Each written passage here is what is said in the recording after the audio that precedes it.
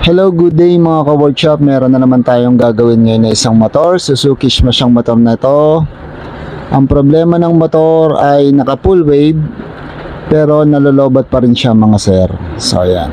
So titingnan natin ang kanyang voltage reading ay 12.1.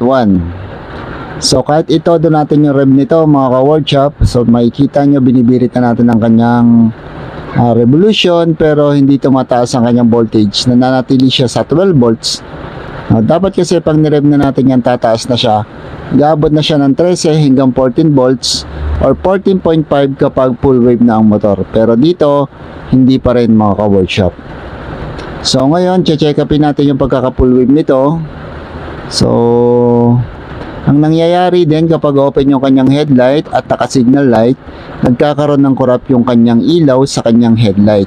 So, indikasyon yon na mahina na talaga ang kanyang battery at nauubos na ang voltage nito o ang karga nito sa kanyang battery, mga ka-workshop. So, ayan. Kaya, check upin natin yung pagkaka-full wave niya, bubuksan natin at ito-double check natin kung maayos pa bang pagkaka-full wave sa kanya. So 1-1 pa lang na naka-full wave tong kanyang Suzuki Smash mga ka-workshop.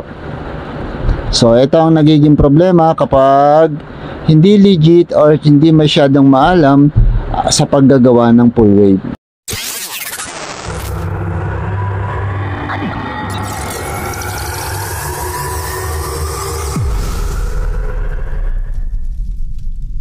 So yun na nga mga sir, nabuksan na natin yung kanyang motor.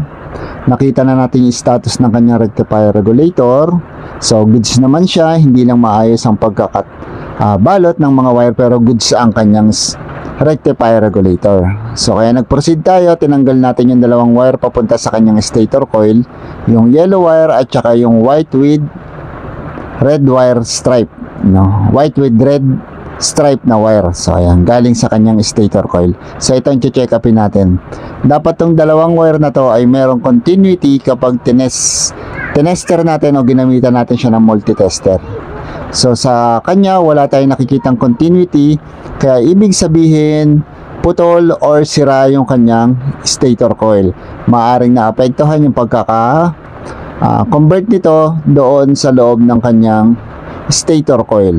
So hindi pa natin alam kung anong nangyari, maaaring nasunog, naputol, or maaaring meron pang mas malalang nangyari. Ngayon kung wala naman kayong multitester mga ka-workshop, gamit kayo ng test light, lagay nyo lang yung kanyang clamp ng isang test light sa isang wire, tapos yung isa naman sa kabilang wire. So yan, dapat iilaw siya pag umaandar. So dito, as in wala na talaga. So yan, kaya magpuproceed na tayo dito sa kanyang stator coil, no? I-double check natin kung ano ba talaga nangyari, kung bakit ngayon, dahil bago pa lang na na-full wave yung kanyang motor, nagkakaroon na agad ng problema.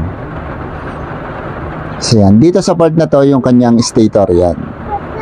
So sana lang hindi siya nasunog at pwede pa natin ma-repair, dahil kung masusunog to, mas malaki ang magiging gastos ni sir. So ayan. So ang kwento kasi ni sir dito, nung pina-full wave niya home service, nagkaroon ng problema at binalikan ulit na nag-full wave. So yun na nga mga sir, nabuksan na natin yung kanyang part ng kanyang magneto side sa may stator coil. Ito yung kanyang stator. So goods naman, hindi naman mukhang sunog at maayos yung kanyang stator coil. So ayan, makikita nyo malinis yung mga wire, walang indikasyon ng sunog. So ang maaaring nangyari dito, check upin natin yung kinonvert nila na wire dito, yung pinutol nilang yellow wire at kinabit nila sa ground. Maaaring naputol or nagkaroon ng lost contact sa pagkakakonect mga ka-workshop. So ayan, ito yon yung kanyang charging wire, yung kanyang white red na wire papunta sa kanyang charging. Tapos ito naman yung yellow wire na kinonect nila papunta naman sa ground. So ayan, dito yan sa ground yan. Ito. So kung mapapansin nyo, tama naman. Kaya lang ang problema nito ay ito, nagkakaroon ng lost contact yung kanilang hininang na wire galing sa yellow wire papunta sa ground. Kung kaya nawawalan ng contact or hindi nagcha-charge ng maayos, yung kanilang charging system papunta sa battery dahil sa lost contact na nangyayari. Ang kwento kasi dito ni Sir ay nung ginawa ito, nagkaroon ng problema yung kanyang stator dahil hindi mabuksan yung isang wire, kaya nagkaganito. Ang problema, binalik-balikan ngayon, hanggang sa magsawa na lang yung nag-full wave nito, kaya naisip ni Sir na sa atin na ipagawa at dinayo tayo dito sa shop. So, yun na mga ka-workshop, na bago na natin yung kanyang stator coil. Ayan, hininang natin mabuti para maging maayos yung pagkakahinang, at nilagyan natin ng cover yung kanyang dalawang coil na magka-connect para hindi na magkaroon ng lost contact. So, yun ang ating ginawa. Ibabalik na lang natin to at itetest natin mga ka-workshop. So, ito na mga ka-workshop, na ibalik na natin yung kanyang stator coil. So, kanina, itong dalawang wire na to na galing sa kanyang stator coil, yung yellow wire tsaka yung white na may red, walang voltage na lumalabas, no? So, ngayon, sukatin natin ulit. So, ayan yung probe ng multitester. So, ayan. Kita nyo, 18 volts, 16, 17. So, ayan. Pinakamataas niya, 18. Kapag nirev nyo yan, tataas siya mga ka-workshop. Aabot yan ng 50 volts. 50, 60 volts, hanggang 80 volts ang nilalabas niyan.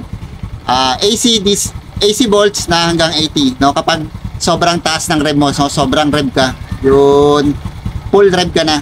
So, pero pag mga pitik-pitik lang, at 70 siya, pitik lang yun. So, ganyan kataas yung voltahe nilalabas ng atin stator coil. So, ayan. So, makikita nyo may reading na. So, okay na yung kanyang stator coil. So, ayos na. So, ikakabit na lang natin siya rito ulit papunta sa kanyang rectifier regulator para mag-charge na yung kanyang battery. So, yung mga ka-workshop, bago nyo husgahan, no, bago nyo palitan yung ganito, halimbawa naka full wave na, pina-check sa inyo ulit, bago nyo magpalit ng pyesa, check nyo muna yung voltage galing sa kanyang stator coil. Ngayon, kung okay naman yon, ibig sabihin ng problema na si rectifier. Pero kung walang nilalabas na kuryente or grounded na or mababa na yung voltage na nilalabas nito, so stator coil ang problema. Pero kung maayos naman, proceed na kayo kay rectifier regulator. So, ayan. Ayan lang naman ang pinanggagalingan ng kuryente ng ating motor. Stator coil, tsaka stator coil galing yung ating voltage, AC volts, papunta sa kanya rectifier regulator. I-convert naman na rectifier regulator into DC para mag-charge naman si battery. So, ayan. Yan ang mga ang pinanggagalingan ng kuryente ng ating motor. So, yung mga workshop, okay na.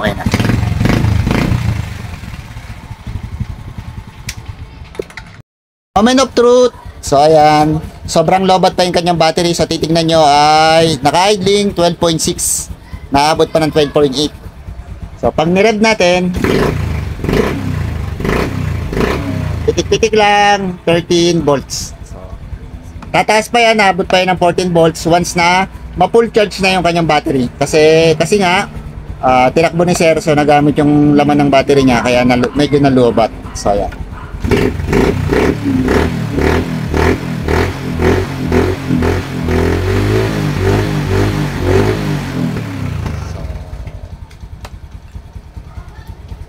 Ayan.